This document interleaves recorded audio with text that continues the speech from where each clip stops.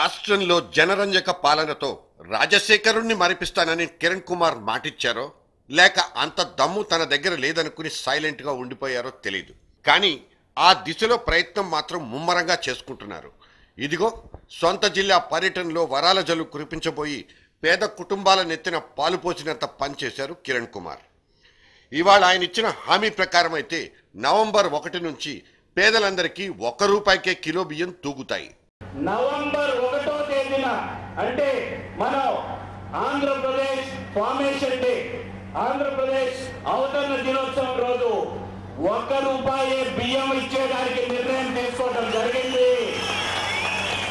ఒక్కసారి మీరు చేతులు ఎత్తి ఆమోదం తెలిపితే బియ్యం ఇవ్వడం జరుగుతుంది. ఇప్పటికే ₹2 కిలో బియ్యంతో దేశానికి ఆదర్శప్రాయులైన ఎన్టీ రాముడు, వైఎస్ రాజశేఖరుడు, ఈ కిరణ్ కుమారుడు ₹1 ప్రకటన తర్వాత పక్కకు తప్పుకోక తప్పదేమో. రాష్ట్రంలోని 2,25,00,000 మంది పేదలకు లబ్ధి చేకూర్చే ఈ ₹1 పథకం కిరణ్ ఖాతాను తాజాగా తెరిచేసింది. సరే, ధరలు మండే ఈ కాలంలో సైతం రేషన్ బియ్యం దిగి రావడం ఏంటి? ఇందులోని అంతరార్థం వల్ల ఆ ఓటు బ్యాంకు ఒక్కటేనని ఎవరికి మాత్రం తెలీదు. సబ్సిడీ భారం పెరిగి ఖజానా బోసిపోతున్న మన ప్రభుత్వాలకు మాత్రం పట్టదు. అయినా పాలకుల తోకలకున్న వంకర తీయాలనుకోవడం మనబోటి వాళ్ళ అత్యాసే. మరి టగ్ ఆఫ్ వార్, తెలుగులో అయితే తాడు లాగే ఆట అనొచ్చేమో. తెలంగాణ సెంటిమెంట్కు కిరణ్ కుమార్ సర్కార్కు మధ్యలో ఇప్పుడు ఇదే జరుగుతోంది. సకల జనుల సమ్మెతో గొంతు మీద కత్తి పెట్టిన జేఏసీ ఒకవైపు, తన చేతుల్లో ఏమీ లేదంటూ రిక్త హస్త ప్రదర్శన చేస్తున్న కిరణ్ కుమారుడు ఇంకోవైపు. ఈ పీకులాట ఖరీదు ఒక అమాయకుడి నిండు ప్రాణం. కృష్ణనగర్ చౌరస్తాలో కనిపిస్తున్న ఈ నెత్తుటి మడుగు ఇందుకు సాక్ష్యం.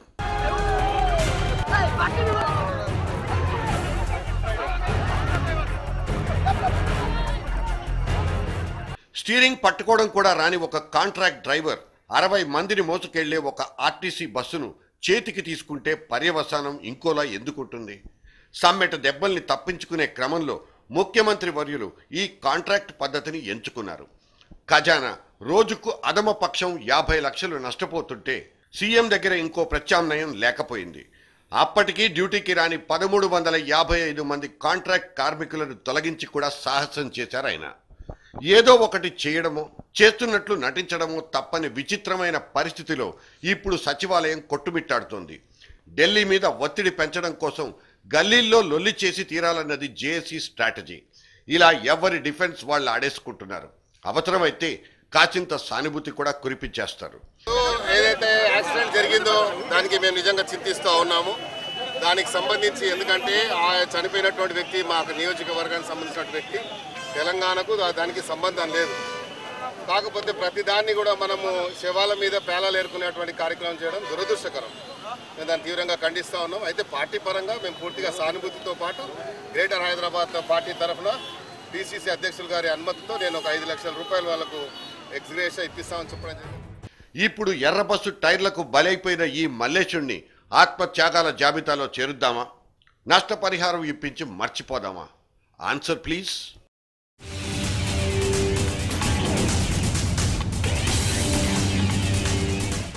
ఎవరికి, ఎందుకు, ఎప్పుడు బెయిల్ నిరాకరిస్తారు, ఎందుకు పిలిచి బెయిల్ ఇస్తారన్నది ఒక అంతుబట్టని విషయం. 100 మంది నేరగాళ్లు తప్పించుకున్నా సరే ఒక్క నిరపరాధిని కూడా శిక్షించకూడదన్న నిబంధన మీద పనిచేసే మంచి మంచి చట్టాలు మనకున్నాయి. అందుకే లెక్క తేలనంత మంది నేరగాళ్లకు దారి చూపించి మరీ తప్పించుకునేలా చేస్తున్నాయి. ఇలా దర్జాగా బయట తిరుగుతున్న ఒక అంతర్జాతీయ గజ దొంగే ఇవాల్టి మన గెస్ట్.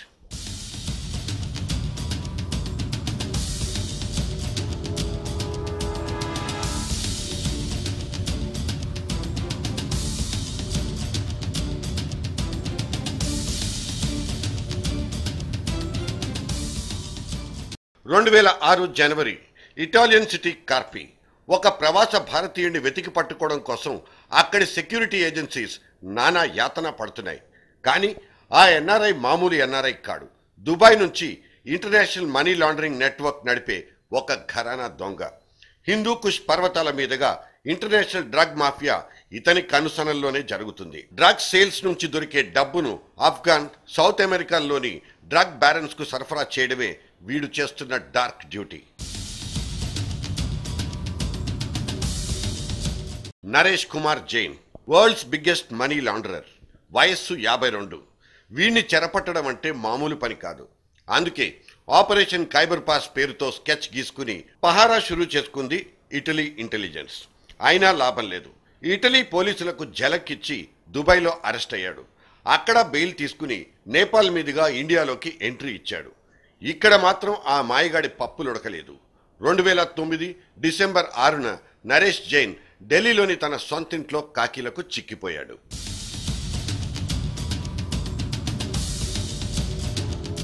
ఢిల్లీ పోలీసులు పడిన శ్రమంతా వృధా. ఎందుకో తెలియదు. ఢిల్లీ హైకోర్టు నరేష్ మీద కరుణ చూపించింది. పిటిషనర్ను అదే పనిగా జైల్లో ఉంచడం చట్ట విరుద్ధం. ఇంకేదైనా కేసుంటే పట్టుకురండి, అప్పుడు కస్టడీకి ఆదేశిస్తామంటూ బెయిల్ ఇచ్చి సాగనంపింది. మన చట్టాలు కోర్టు చేతుల్ని కట్టేశాయా, లేకపోతే కోర్టులే ఎవరి చేతుల్లో అయినా బందీలు అవుతున్నాయో తెలీదు.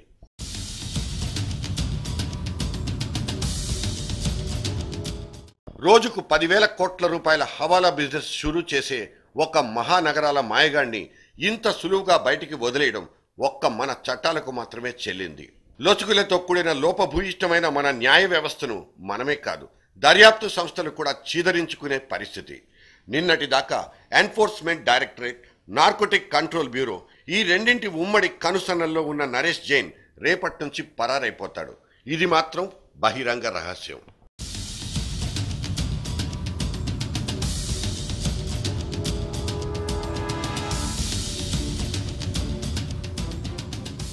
ఇచ్చింది షరతులతో కూడిన బెయిలే. వారానికి ఒక్కసారి నార్కోటిక్స్ కంట్రోల్ బ్యూరో ఆఫీస్లో రిపోర్ట్ చేయాలి. ఎట్టి పరిస్థితుల్లోనూ ఇండియాను వదిలిపోకూడదు. అయినా సరే తెల్లారేసరికి నరేష్ జైన్ అడ్రస్ మారిపోయింది.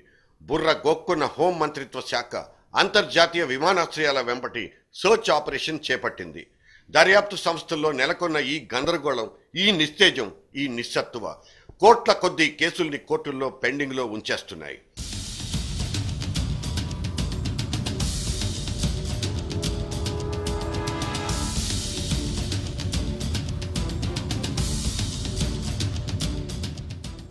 రెండేళ్లు గడిచిపోయినా జైన్ దగ్గరున్న హవాలా డబ్బుకు సంబంధించిన వివరాలు దొరకలేదు. ఛార్జ్ షీట్ దాకా ఎందుకు, కేసును బలపరిచే ఒక్క డాక్యుమెంట్ అయినా ఈడీ సబ్మిట్ చేయలేకపోయింది. Delhi enforcement directorate head quarters లో జరిగిన ప్రాథమిక దర్యాప్తులో బోలెడంత సమాచారం దొరికింది. కానీ దాన్ని ఫాలో అప్ చెయ్యలేక పై అధికారులు చతికిలబడ్డం ఒక అనుమానాస్పద అంశం. ఇది చాలదన్నట్లు దర్యాప్తులో భాగమంటూ అమెరికా ఫ్లైట్ ఎక్కడానికి ఇంకో ఎన్ఫోర్స్మెంట్ డైరెక్టరేట్ టీం రెడీ అవుతోంది. జైన్కు ఇక్కడ ఇప్పుడున్న ఫ్రెండ్ సర్కిల్ను వదిలేసి దేశం దాటి వెతుకులాడడం ఇంకో ఓవర్ యాక్షన్.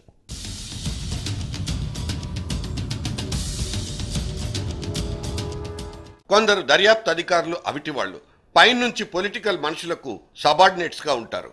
ఇది మేం చెప్పే విషయం కాదు. ఎప్పుడు చట్టాలతో సావాసం చేసే రామ్ జెట్మలానీ లాంటి సీనియర్ మోస్ట్ లాయర్లు ఇచ్చిన స్టేట్మెంట్లివి.